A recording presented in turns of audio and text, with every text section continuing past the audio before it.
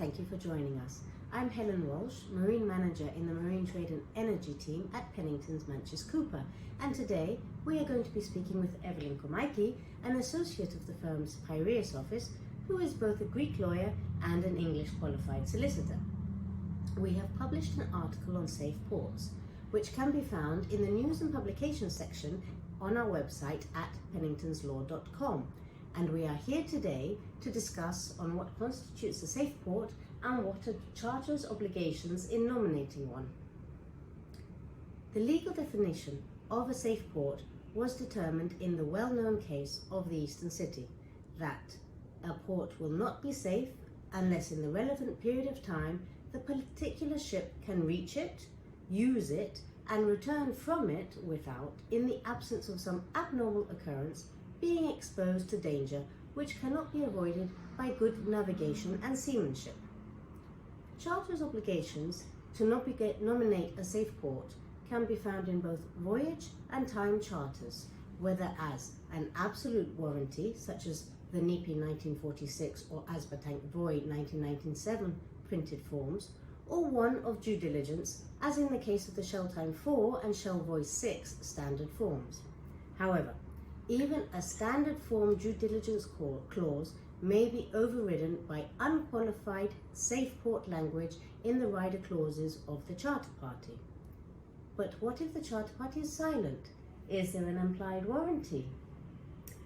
Thank you, Helen. Well, courts are generally reluctant to imply terms in commercial contracts unless it's necessary to give business efficacy. In each case, it will be a question of the construction of the charter party as a whole. One way to think of it, though, is that the greater the liberty under the terms of the charter party for the charterers to choose port, then the greater the possibility to imply a warranty of safety. And when does this obligation to nominate a safe port arise? Charterers' obligation arises at the time they give the order for the vessel to proceed to a specific port. They need to make a prediction about safety of the port at the appropriate time in the future when they expect the particular vessel to reach, use, and leave the port. However, this is not a continuing warranty. If a state of unsafety subsequently arises from some unexpected and abnormal event occurring after the order has been given, then the time charterer comes under a secondary obligation to cancel the original order and nominate a new, prospectively safe port for the vessel. And in any event, the master and owners should not follow charterers' orders blindly.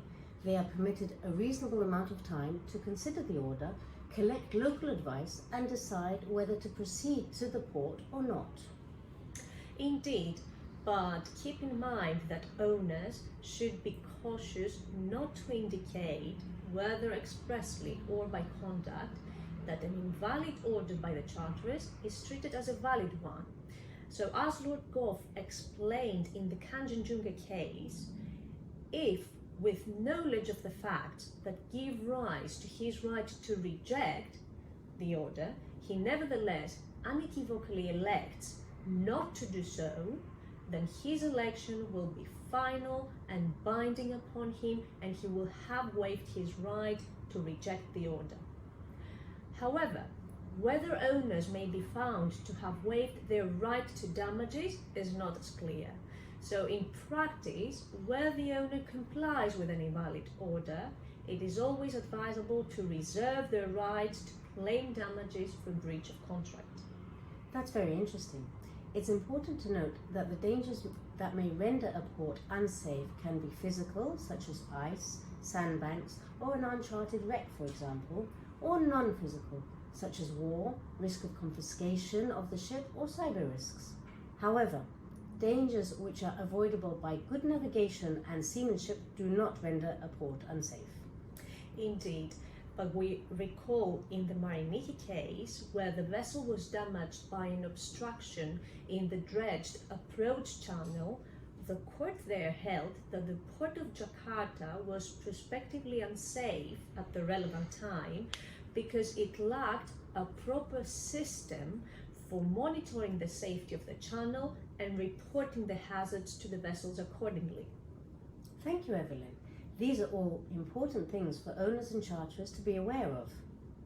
A few other points to keep in mind are that, first, the port does not have to be safe for uninterrupted use as long as the ships can leave in safety when the port becomes dangerous.